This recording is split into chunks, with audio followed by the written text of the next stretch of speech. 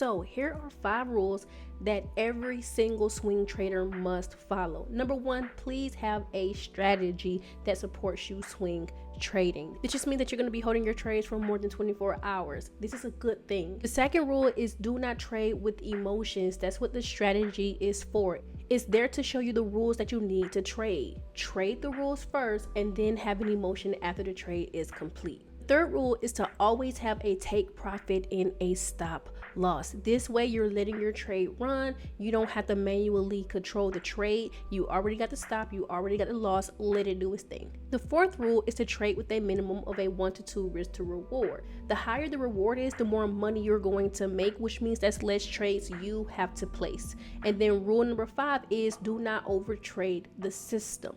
That is why you're swing trading, so you don't have to trade every single day, but you can let the trade work for you and you'll be fine. Go live life.